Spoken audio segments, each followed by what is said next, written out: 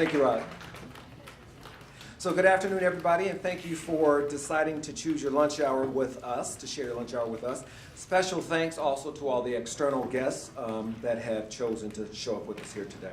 So today we're talking about high blood pressure, or the silent killer as it's known, and we call it that. It's often referred to as that because the symptoms of high blood pressure sometimes are absent, and other times it's pretty non-specific. So it can be a headache, it can be anxiety, it can be chest pain, it can even be a cough. However, despite the fact that it's a silent killer in terms of the symptoms, and the symptoms may be silent, uncontrolled high blood pressure we know causes devastating effects to the body. And as Rod mentioned, this ongoing tension in the circulatory system can result in heart disease, results in stroke, results in blindness, results in chronic kidney disease, and ultimately results in premature death for far too many. 240 over 150. I mean, it's amazing. A lot of people don't understand, including myself. I didn't, now I do, the impact of having a stroke. I thought I was in good shape. I mean, they call it the silent killer. I mean, I was fine except I had a headache. I took aspirin and the headache went away. That particular day, I had a headache, took aspirin, and the headache didn't go away. And then next thing I know, I couldn't speak anymore. Then all of a sudden, my right hand went. I was driving with my left hand. By the time I got to my house, my right leg went, so I fell out of the car. I called 911, but they couldn't understand me. Next thing I know, I'm in the hospital. I was bedridden for 2 months, fed intravenously by IV. I wasn't eating. I wasn't swallowing. Not to be able to play guitar was in my thoughts, as I had to get better because I have to play again. And now I still go to therapy 7 days a week, training on how to move my fingers. It's a tough journey. It's a new life. But I'm gonna make it better. Coming back, I will be playing again. Ask your doctor, check your blood pressure. What I'm going to do is, we have a graphic that I want to walk you through very briefly to do some table setting, and then I'm going to introduce our guest panelist. So we're waiting on that. Let me go ahead and introduce our guest panelists. Okay, so we have two esteemed panel members. They're experts. They're here to share both their knowledge and their thoughts with us today. And I'm going to take the prerogative to introduce the ladies first. Dr. Tucci Okwosa.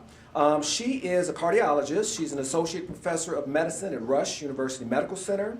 Her internal medicine residency and subspecialty in cardiology, that fellowship training was done at the University of Chicago Medical Center and at Northwestern University in Chicago. She has many accolades, but I'm going to highlight a few. She does clinical and research interests include work in the field of cardio-oncology, that's heart and cancer. She's also interested in prevention of chemotherapy and radiation-induced cardiomyopathy. So that's disease of the heart due to chemotherapy. She has published in many peer-reviewed articles. She's done research, she's done book chapters, editorials, and review articles. So including publishing in JACC, the Journal of American College of Cardiology, and our own JAMA Oncology. She sits on several national committees with the American College of Cardiology and the American Heart Association. She is passionately involved in community education, and she is currently the Director of Cardio-Oncology Services at Rush University Medical Center. Please join me in welcoming Dr. Okwosa.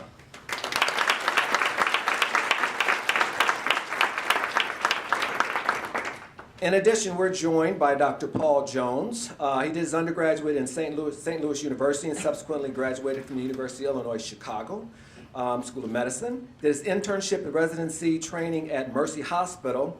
Then went on to do general and interventional cardiovascular medicine fellowship training at the Loyola University Medical Center before returning to Mercy Hospital on the south side of Chicago.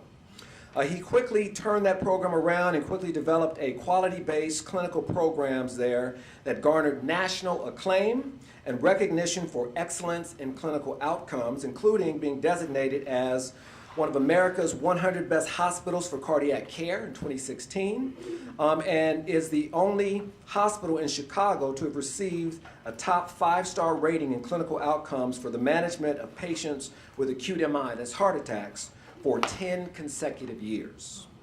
Dr. Jones specializes in non-surgical management of various cardiovascular diseases. He also has published several scientific articles, including a book addressing the issues surrounding hypertension and heart disease in the African American population. Dr. Jones is presently the chairman of the Department of Cardiovascular Services at Mercy Hospital in Chicago, and is the founder of the Jones Endovascular Institute, which is a not-for-profit organization committed to efforts towards bridging the gap in cardiovascular care as it pertains to access, education, and clinical research to underserved and underrepresented populations. Join me in welcoming Dr. Jones.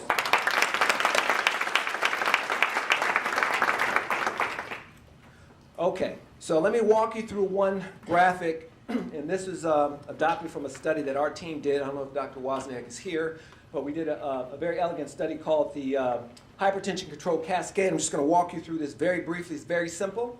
Where there's about 40 million African Americans in the U.S. population, about 13 million adults, right here, this first bar, have high blood pressure, okay?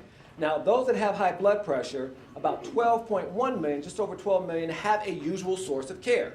That is, they have a doc, they have a clinic, they have somewhere they go to get their care. All right, most of those, 87% of those, down to 10.5 million, are aware that they have the diagnosis of high blood pressure. Okay, they're in care, they know they have high blood pressure. And then most of those, 91% of those, 9.5 million, are actually on treatment.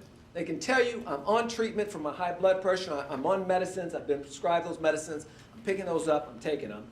But then only 62% of those are actually under control. So we go from 12 million that are in care to 6 million that are controlled. That's 50%. That's the problem. Okay? And that's why we're here to discuss this topic. So with that being said, let's get right into it. I'll ask my panelists to turn your mics on. Go hot on the mics. And I have a number of questions, as well as some questions from the audience that we got in advance. So here we go. So the first question I'm going to pose to the panelists, and you guys can take it in any order you want. You guys can both take it. Ladies are always first. So let us share with the audience 2 or 3 of the most important factors in your estimation that lead to uncontrolled high blood pressure among African Americans who are actually in control or in care. So I think there are factors related to patients, there are factors related to the physicians that they see, and I think there are factors related to both groups of people. So in terms of patients, I think that compliance with medications is one of the major issues. So, you know, you can only give somebody so many medications. Actually taking those medications is another thing. You know, I know that some of the things that influence it, so for example, if I'm treating high blood pressure in men, it's more difficult to get control when the man comes to my clinic by himself. If he comes to my clinic with his wife, it is true. I kid you not. I am not joking, because she would usually say, "Don't worry, doc, he's going to take that medication," and she will make sure he takes it. And that's so true. So I think that patient-related factors makes that. And the other thing is, you know, in terms of patient, there's also the issue with eating salt, right? Salt in the diet. So that's one of the things that I really emphasize to my patients is cut back on the amount of salt. American Heart Association recommends less than 1,500 milligrams of salt per day. And that's one of the things that I try to emphasize to the patients. And again, I think that if the men in my clinic come with their spouses, it makes a huge difference as opposed to when they come by themselves. The women also, by themselves, tend to want to take care of everybody, but they don't take care of themselves enough. So they're also not as compliant as they should be as well. So I think those patient-related factors are some of the major issues. Then there's physician-related factors. We find that, or at least I find in my clinic, that there are physicians that take care of patients. They say, "Here, take this pill," and they write a prescription. But you don't explain to the patient what it's all about, what the pill is all about, how it's supposed to be taken appropriately, what the expected side effects might be, because the patient might decide, you know, this medicine is making me have leg swelling, I'm going to just stop taking it. But if the physician sits down and explains to you what to expect and says, I'm available if you have any questions, call me, and actually tells you what the medicines do, then you're empowered with some level of knowledge that makes it easier for the patient, as a patient, to take that medication. So I find that physicians not explaining and not not explaining to the patient and not teaching the patient enough is also part of it. And part of it is also there's always time pressure on the physicians to finish seeing patients quickly and get out of clinic very quickly. So that's the other thing. And sometimes also there are certain medicines that work better in African Americans than others. So if the physician does not have knowledge of those medications that work better in African Americans compared to other population, then they may start off with the wrong set of medicines, which then makes it difficult to bring those medicines, those blood pressures down as well.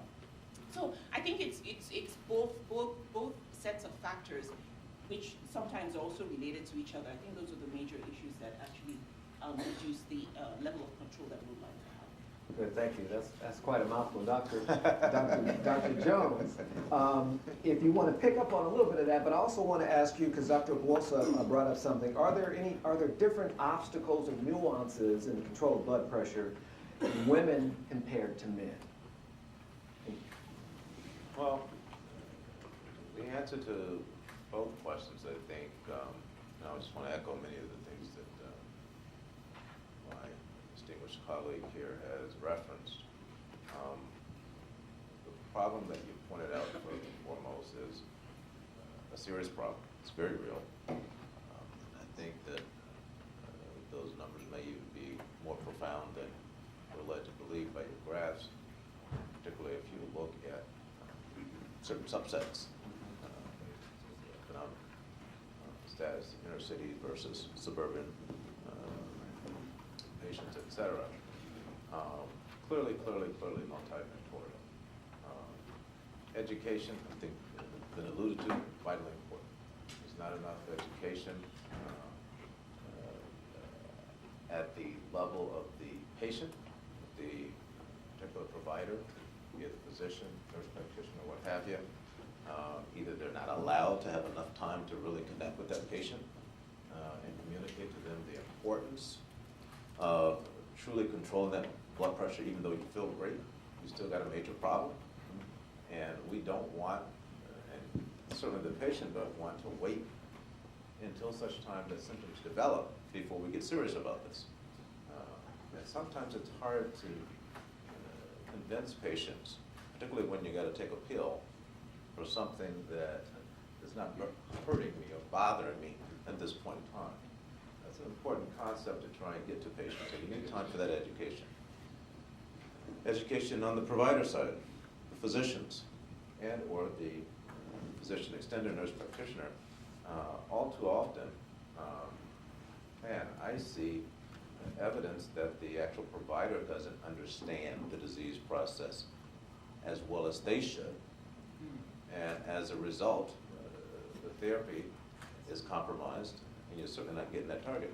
So, to your point earlier, providers need to be better educated, particularly on the hypertension in African American population.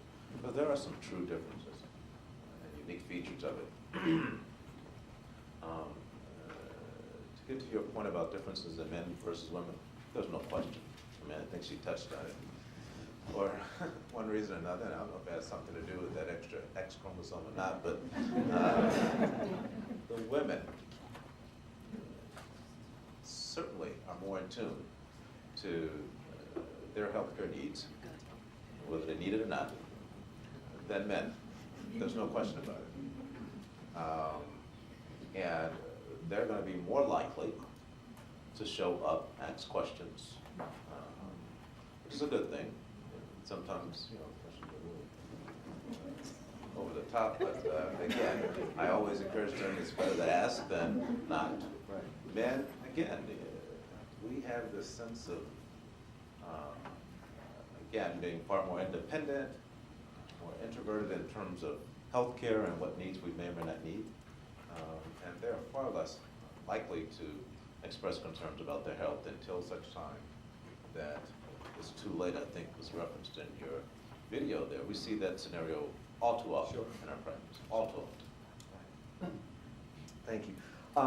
Let's talk about African Americans as a group. And let's talk about what's referred to as health-seeking behavior or help-seeking behavior. That is the notion that I need to come regularly, the notion that I need to follow up, just how I interact.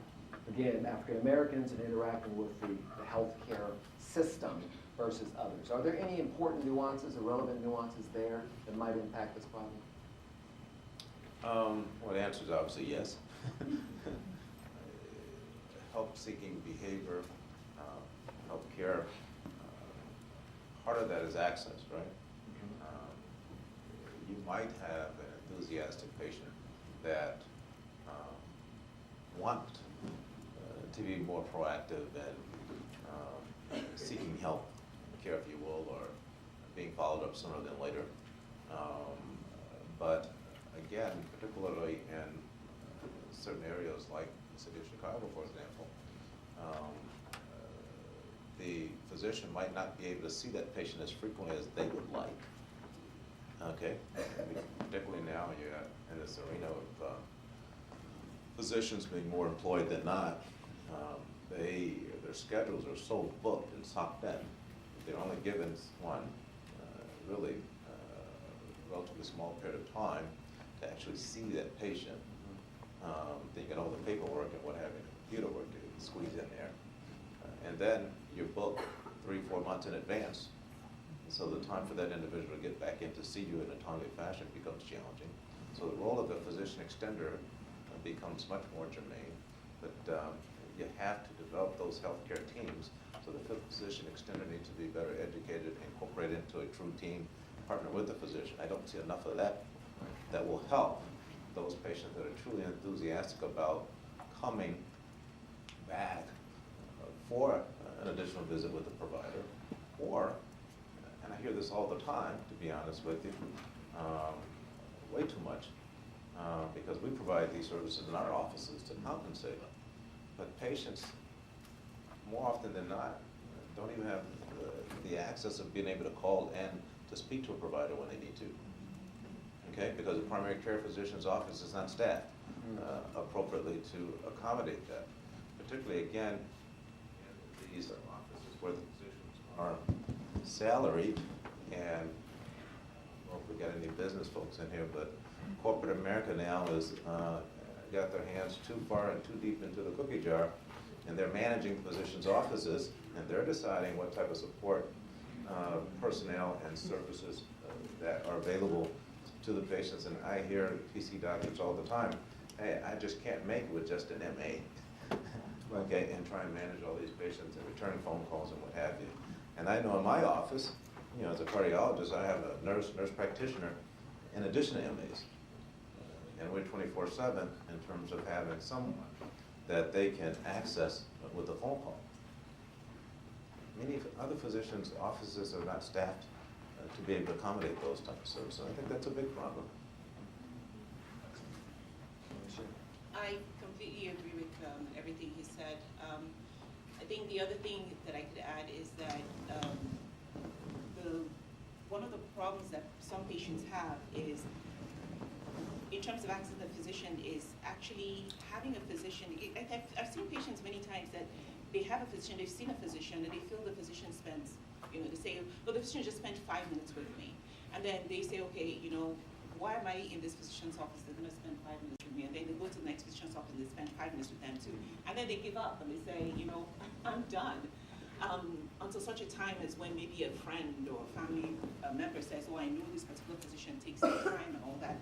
And once they have that connection, I feel it's easier for patients to follow up with physicians and to continue within the healthcare system, as opposed to when they have a physician that they don't necessarily connect very well with, which happens more often than you know. So I think that's a major problem. And then in terms of access to medications, if most of the blood pressure medications are inexpensive now, but if for any reason somebody starts a patient on a medication that's too expensive and they can't afford it, that's also a reason to lose courage to continue to take medications, and then they kind of just fall out of the healthcare system. So that's it. Yeah, you guys both of you kind of alluded to the whole necessity of team-based care, and that is having extenders, PAs, nurse practitioners, nurses, and others really chip in to make sure they can maximize that encounter. I read a study recently that looked at and applied the theory of constraint to a medical practice and identified the bottleneck, as you guys both have, as that physician time. You know, that quality interaction between the physician and the patient. And what they did was they looked at all the other things in terms of the support staff and realigned them to support that encounter, everybody working to make sure that encounter was maximized, and making sure the doc did nothing but that encounter. So all the paperwork you're alluding to, all the follow-ups, the check-ins, the referrals, so try to maximize that interaction so that it's a quality interaction, and that's the thing that really actually makes a difference. It also increased revenue and increased physician slots available for appointments. So the team-based approach is very important. Let me go on to another dynamic, and this is going to be kind of a three-part question. I'm going to give you guys three things. I want you to prioritize them in importance, okay? So in terms of the control gap with African Americans compared to others, and given the unique cultural norms of African Americans, how would you rank the following in order of importance? Okay, the first is differences in treatment. That's a doctor factor, right? That's the doctor giving them the right medicine, applying the right guidelines. Sometimes we call it diagnostic inertia. They're not as aggressive. So differences in the treatment, number one. Number two, differences in treatment response. That is the response of the medication in the African American person. We know there's some genetic stuff related to salt sensitivity. And then the third is differences in treatment adherence. And I would say or argue that that's a doctor-patient level issue, because it's a team negotiated thing, adherence. We don't say compliance anymore, we say adherence. Okay, compliance seems too, paternalistic. So adherence, right? Getting the medicine into the person. So we got differences in treatment response, and differences in treatment adherence. What say you? I would say differences in treatment makes a huge difference, because I think the adherence is tied to that. I feel that if the treatment is effective, if the treatment is working, it's easier to adhere to the treatment. And then the treatment response, right, was the third one. And of course, if they're adherent, then usually the response comes. So I think the difference in treatment is the main one. I have to mention, the slide that you showed earlier with awareness, control, and all that. It's important and interesting to know that when you look at the regards, which is a cohort that has a lot of African Americans, it's in the Southern Belt that has a lot of African Americans in it, and then ERIC, which also has a lot of African Americans in it. They looked at adherence to blood pressure medications in Caucasians compared with African Americans, and they looked at control and awareness as well. They looked at awareness. They found that African Americans are actually more aware that they have hypertension compared to the other population of nations, especially Caucasians. But then control is less in African Americans. So that's an important point. It is. Dr. Jones? I'm going to agree almost 100%. My strategy is a little bit different. I think that my initial focus as I approach that patient with hypertension is the challenge of adherence. First of all, they're all three pretty much are equally important, but I looked at adherence first. If I can't get that, regardless of what treatment strategy I come up with, okay, it's really not going to pretty much reach our desired goal. So I spent a fair amount of time, again, on that education piece to try and get the patient to understand the disease process and all of the potential negative ramifications behind it not being treated. So I focus on adherence first. I would call that first line adherence because I think it's a multi-level type of initiative there. But after you can get the patient to understand the disease process, they are going to be much more likely to adhere to whatever therapy I provide and or design for them, because I know that that treatment regimen, sure, it's going to be a prescription, but there are going to be other non-pharmacologic therapies that I'm going to recommend as well that I need to get them to adhere to. That's right. Diet, behavior modification, exercise, all of that.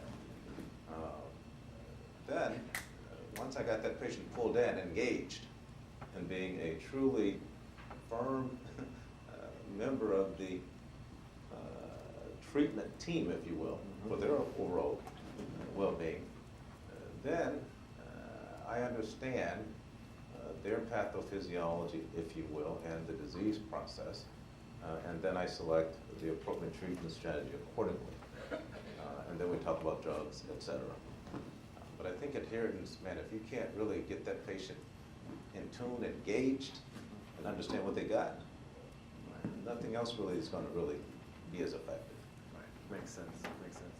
So let's expand adherence a little bit. You kind of alluded to it, Dr. Jones. There is adherence on the medication side, and I will let the audience know there's a journey. So there is the adherence regarding keeping your appointment, the adherence regarding filling your prescription, and the adherence regarding actually taking the pill. And then adherence in terms of actually complaining or reporting side effects that might lead you not to take the pill. So adherence is a journey. That's the medication domain. There's also the lifestyle change domain, which Dr. Jones is alluding to. So my question to you is twofold. What's more difficult for patients? Medication adherence, lifestyle change adherence, and how can physicians and healthcare teams help to facilitate and improve adherence in those two domains? So, a couple responses to that. And again, it's variable, right? As we all know, more often than not, we have to individualize care. You got one population of patients whereby it might be a lot easier for them to be adherent to whatever therapeutic regimen we recommend, medication, exercise, diet, what have you, depending upon their individual respective socioeconomic status, if you will. I kid my patients all the time, just in clinic yesterday. You have the city worker, retired police officer, great benefit package. Rahm Emanuel didn't win the battle in terms of trying to pull back on some of those benefits for health insurance coverage. And they're still relatively young. So they got a nice pension, they got great insurance, okay? They're sitting at home doing nothing, right? That individual is in a very, very different position, okay, to be adherent to whatever therapeutic strategy or protocol that we as physician providers rolls out to them, right? They don't have a whole lot of excuses. So you got another patient, really good guy, nice guy, okay? Unfortunately, got laid off, downsized, right? 2-week severance pay, right? But now he's in this gap, he doesn't have a job, no insurance, right? No money. He's in a neighborhood, okay, whereby Whole Foods is not so readily available. Not to mention he doesn't have money to get there. But there is a Popeye's chicken and, you know, McDonald's, you know, Harold's and you know, all that all around it, right? You know, walking distance, right? So adherence is going to be a different challenge for that guy, right? That's right. So I think you really have to individualize it on that patient. So this patient who's a retired police officer, all the benefits, you know, we can, you know, really kind of get aggressive with them and say, hey, this is about you and getting in their head, right? And to be more proactively involved in, one, acknowledge the blessings that they have and just don't throw them away and use those to help themselves. But this other guy, he needs some help, he needs some support, right? So we go and we look for how he can get his medications, you know, get him access to the 340B program or pull the formulary from Target or Walmart where you can get your medications $4 or $10 and make sure that the medications that we do give them is off on that formulary and whatever other support systems that we can try and give them. So to really, you got to kind of vary the whole scheme here, because it's pretty dynamic in terms of the challenges that you're faced with and our patients are faced with out in the community. So definitely not a one-size-fits-all. Let's get to the medical students, those docs in the pipeline. So the question is, what do medical students need to know about, one, racial disparities in high blood pressure, the prevalence, and then in terms of the control? So you got these fresh docs coming through, or docs to be, they need to know something about this problem. What do they need to know? If we're talking about African Americans specifically, they need to know, they need to understand basic physiology behind hypertension. I mean, the medical students, that's their job, is to learn those things, right? So they need to understand the basic physiology behind hypertension, racial differences in pathophysical reasons for pathology for hypertension in African Americans compared to other races. And then they also need to learn the different medications for hypertension, how each of them works, the reason why we use each one in certain disease processes. You know, it's not, like he said about adherence, it's not one size fits all. In terms of giving medications, it's not one size fits all either. Whether, you know, what I choose for a patient of mine who's African American is going to be different from what I choose for a Caucasian as the first line agent for blood pressure control. What I choose for somebody who's had a heart attack before versus somebody who's had a stroke or somebody who has kidney disease is going to be different. So what we use as first line, second line therapy for control of blood pressure is different based on whatever disease process you have, your race, and a whole bunch of other things that kind of come into play. So I think the medical students need to understand those. And then of course, they also need to understand the epidemiology and differences and stuff, how to talk to each of these patients, and, you know, like Dr. Jones nicely laid out, you know, different patient populations, different things to think about, and different ways to address them, different ways to speak to them about those issues. So that one won't come in the classroom. You know, the first two things I talked about will come in the classroom, but these other ones are things that they have to get into clinic, shadow a physician, talk to patients, actually learn how to speak to patients and the different sorts of socioeconomic situations that they would have to deal with and how to approach the patient. Okay. Dr. Jones, anything to add? Yes. Please do. Again, I think it goes back to education, and I have, and I'm hoping, my distinguished colleagues on the left just helping to change this paradigm, if you will. But as I mentioned earlier, the education of hypertension and its management, I don't think there's enough emphasis in medical education, certainly beginning in medical school and even in the intern and residency training programs, on the differences between the hypertension of the African American and non-African American, and even other patient populations, and developing some sensitivities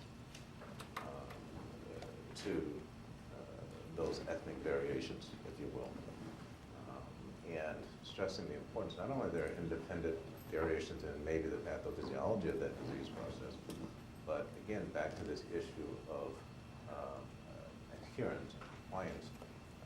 They need to understand how to, the importance of connecting with that patient, so that patient can connect with the provider, and so the overall outcome is going to be much better.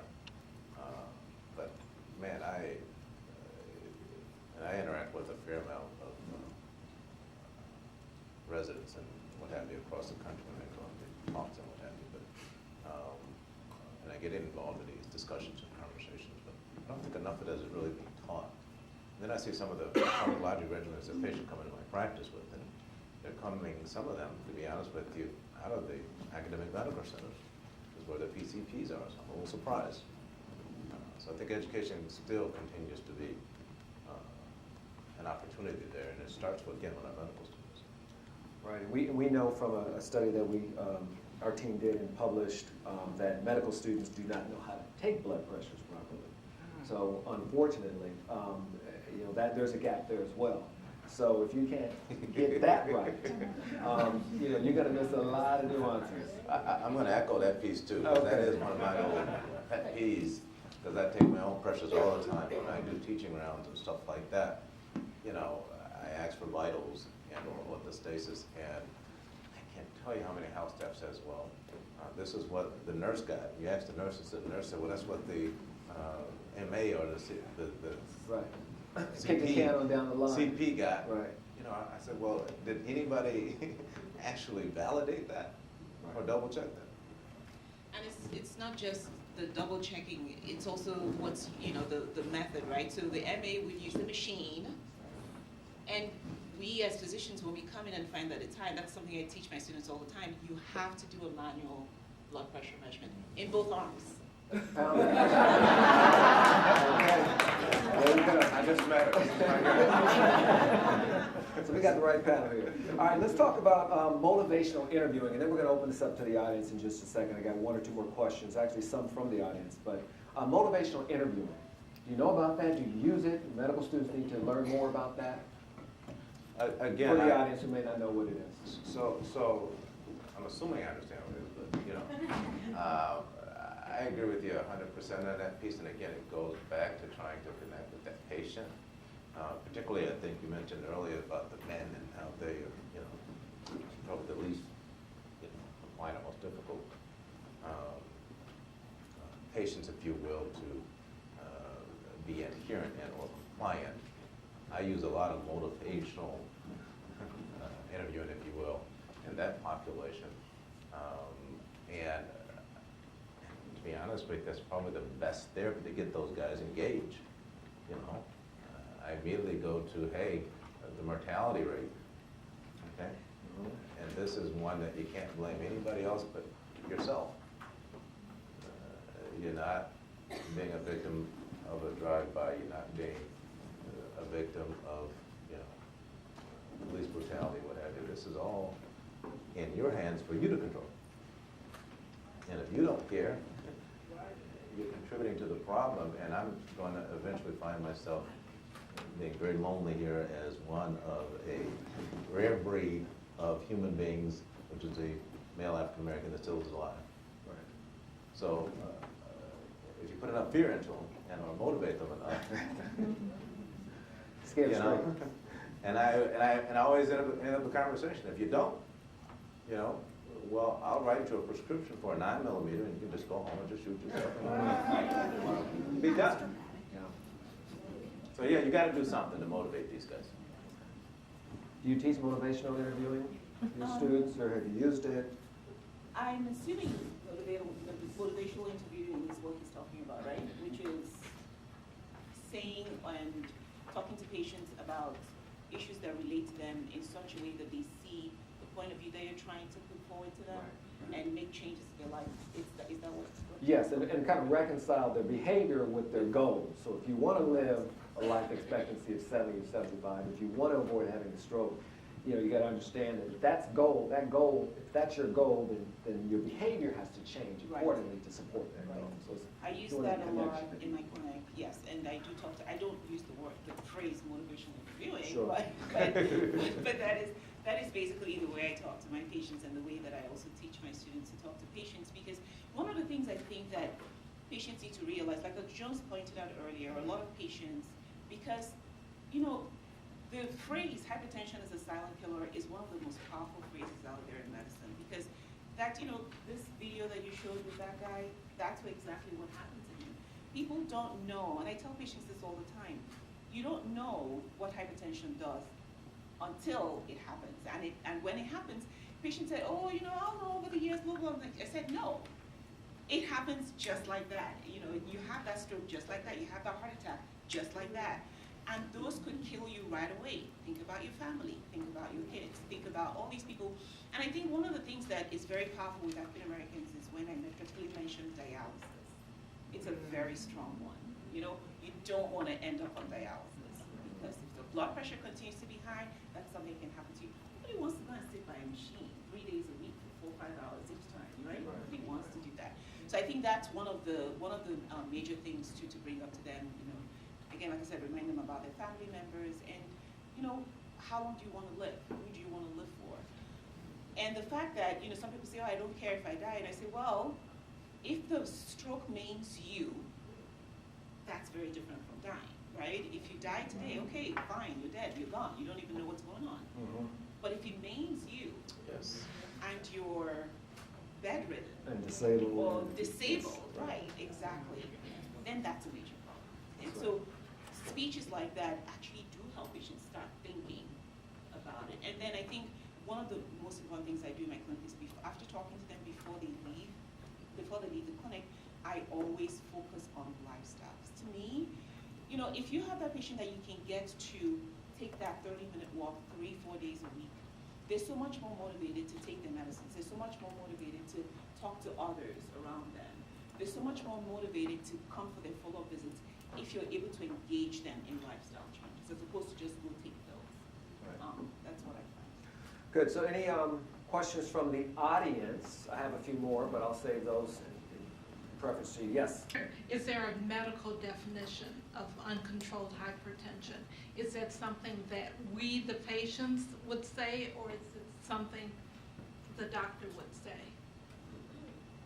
Well, I guess anybody can say it. We do use the term uncontrolled hypertension if your blood pressure, the top number, which is the systolic blood pressure, is above 140, the bottom number, which is diastolic, is above 90, whether you're on medication or not. So that would be considered, and it's not just a one-time measurement. This is something that is consistent. That would be considered uncontrolled hypertension. Then of course, if you do control it, it should come down below that. I mean, I think the recommendation now is, based on this recent Springs trial, is now 120 over 80. That's where we want to get your blood pressure. All right, so there's some handouts on the table, and Rod actually mentioned that there's 104, 103 or so million adults that have high blood pressure. That jumped up just a few months ago. It used to be about 85 million. That's when the threshold was 140 over 90, but they moved the threshold back. So now 130 over 80, your stage 1 hypertension as the chart shows. And so that picked up another almost 20 million Americans that are now diagnosed. Right below that, there's another zone, kind of a cautionary zone, the 120 to 129, with less than 80 diastolic, which I would refer to as the lifestyle change zone. Okay, you don't have stage 1 hypertension, but you really are in the danger zone where you really should be making those lifestyle changes to get it below 120 over 80. Other questions from the audience? Oh, yes, there, and then we'll go there. Why did the category change for blood pressures? Because I've always known normal blood pressure. I've always known normal blood pressure to be at least 120 over 80 or below. And so then the changes were made, and so now so many more people fall within the category of having, as it says on this flyer, elevated blood pressure. Why did the category change? Well, we have an expert. We have a number of experts. I won't get into the too detail, but just in a short answer, what studies have shown is lower is better. Okay, lower is better. That's the short answer. All right. So if you are 120 over 80 there or higher, you're going to be in this zone where lifestyle change is important and can change your trajectory in life, your survivability. If you're 130 over 80, you're in more risk and up and down the ladder. So what studies have shown essentially is that the lower, not being too low, you don't want to bottom people out, and that's been an issue and some controversy around seniors on what their cutoff should be. But the short answer is we know that lower is better. Those folks who were humming around that 128, 129, or 130 zone below 140, they were not diagnosed as hypertension, but we found that, studies found that they were in more risk than those who were below 120 over 80. So, it was happening all along. Their cardiovascular risk was elevated, not as elevated as those 140, but it was elevated, and so these new comprehensive guidelines said, let's move it down. This gentleman over here, yes? Should there be concern if you have normal blood pressure ratings, but when you go to the dentist and they take your blood pressure and it kind of goes up a little bit, is there any control for that, for anxiety? Yeah, so you're mentioning anxiety. Sometimes we refer to it as white coat hypertension. Believe it or not, a lot of folks don't like docs. Believe it or not, they get a little anxious. And so they see that white coat come around, they're anxious about what's going on, anxious about the bad news. Oftentimes they don't have their body in the right position to take the right blood pressure. And we know that it can be elevated almost 8 points or so just with that white coat hypertension. And that's why it's so important to get repetitive measurements. One of the questions here from the audience is, how do I best monitor my blood pressure at home? So for those folks who are diagnosed with high blood pressure, home blood pressure monitoring is actually one of those strategies that's important, because you can get blood pressures over time. And you average those, and that equals reality, right? So one off is not going to be worth being concerned about, but you should make note of it and then make sure you're taking your blood pressure over time and then averaging those to really see where you're at. You have a question right here? Yes. Oh, Yes. we hear a lot about managing your blood pressure, managing stress, diet, exercise, sleep, all those things. Do doctors ever approach it from the perspective of trying to? We also know that there are implications to long-term use of any medication or anything for that matter. Are there ever any plans, or do physicians at all have plans that actually will wean people off of the medication, or just to continue to perpetuate their health on the medication? Great question. Panel. That is a good question. Again, I think my practice is once we've identified that this patient truly does have hypertension, as I kind of alluded to before, the treatment strategy is actually multifactorial, if you will. Pharmacotherapy is just one piece of it, right? And that's why, again, I particularly demand a lot of time and energy to get that patient to understand the disease process, right? And the treatment, yeah, part of it is the medication, but I can't tell you how many times that, in addition to whatever medication I may or may not prescribe at that initial visit, incorporates lifestyle modification.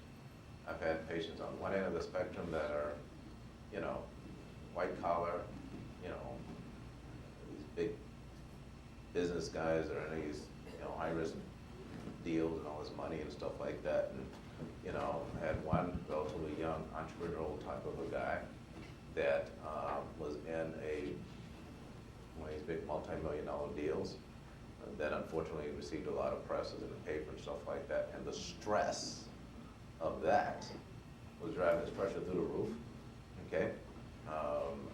And I had to tell him, hey, I can write a drug to chase this, okay? But the real treatment is you need to let this go, okay?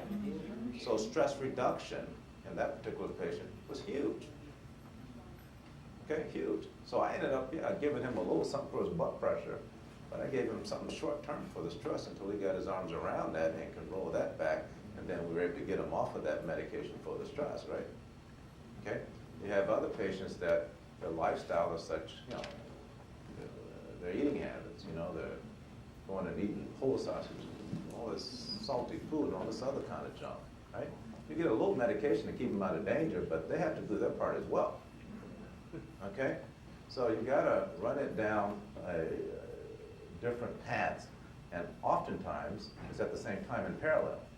Now, if you're one of those motivated patients, such that, man, you can manage that stress, you can do the behavior modification, you can get involved in some aerobic exercise program, and become the model patient, there are occasional patients we can get off the drug, sure.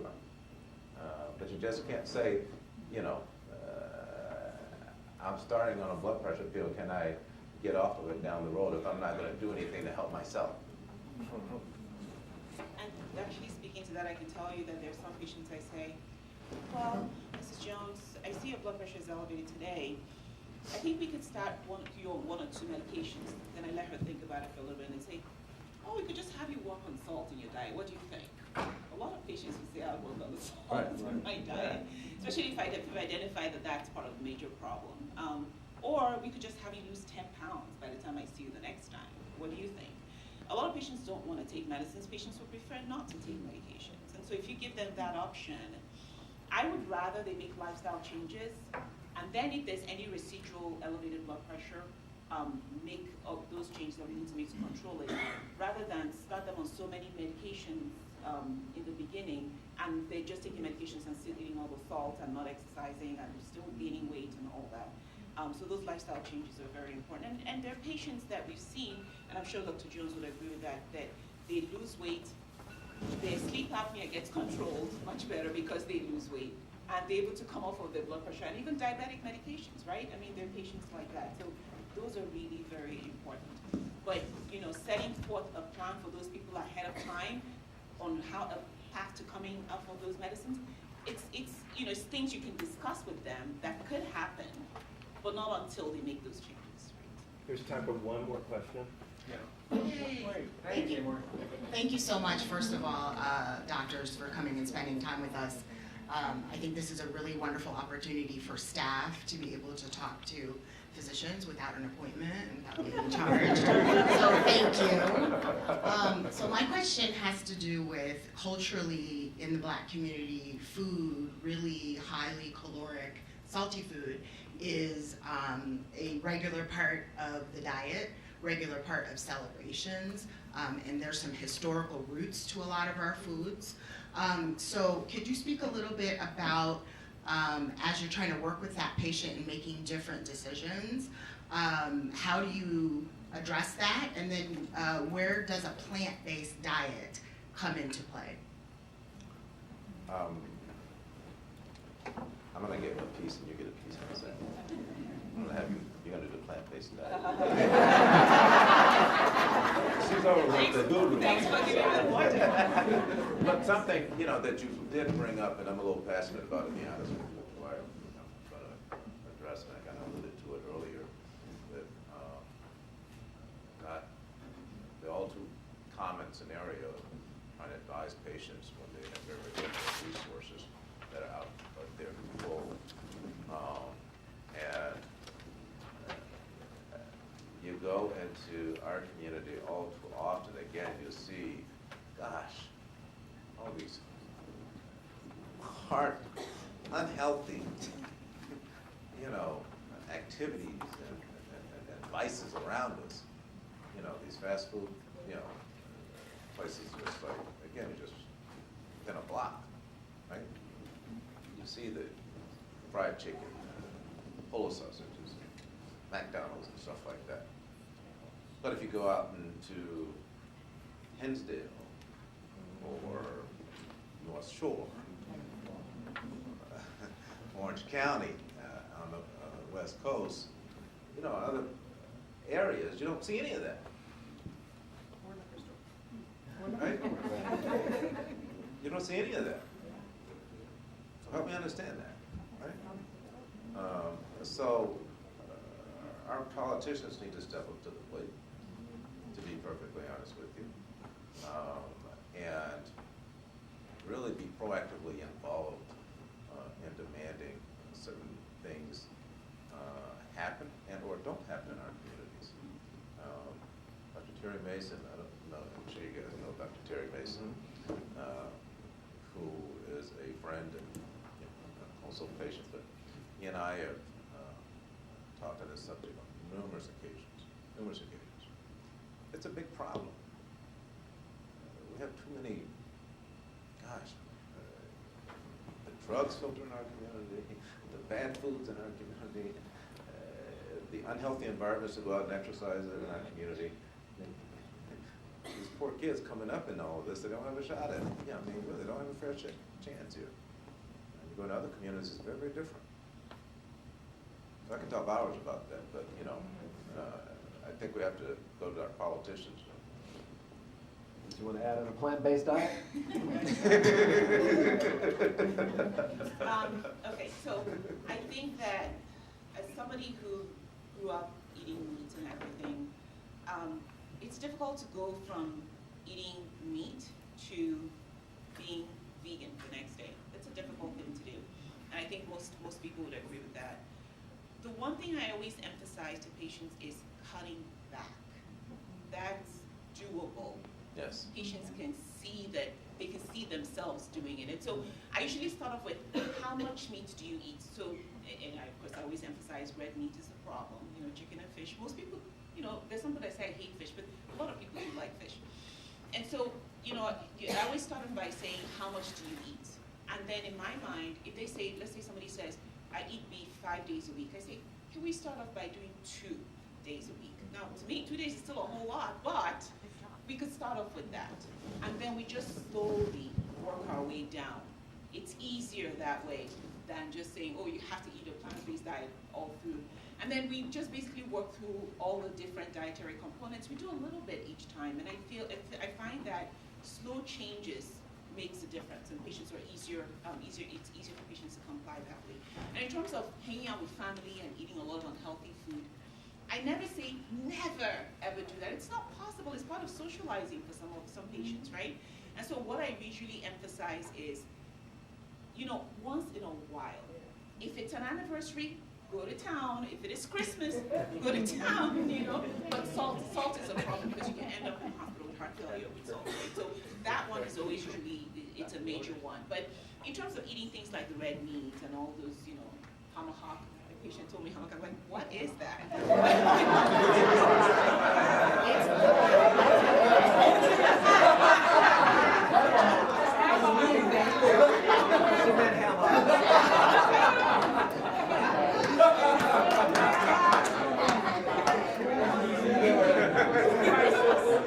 So anyway, the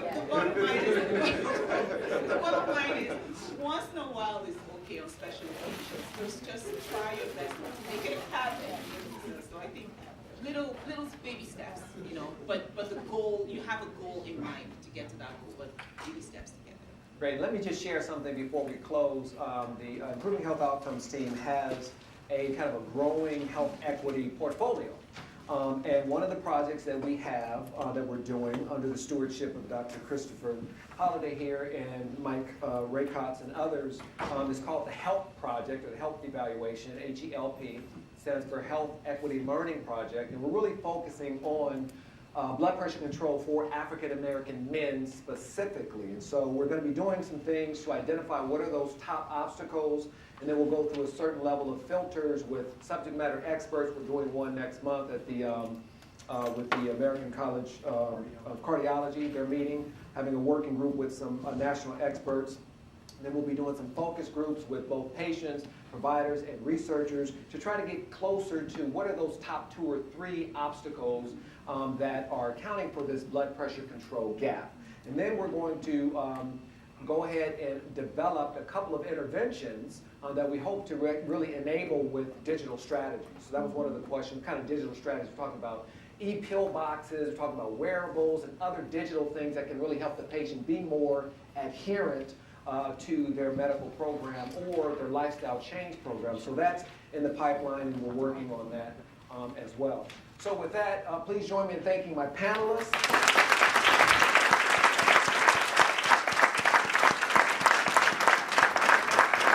Thank you all again for joining us. I think some of the docs might stick around if you have any of those burning medical issues. Get a free curbside consult. Otherwise, have a good day.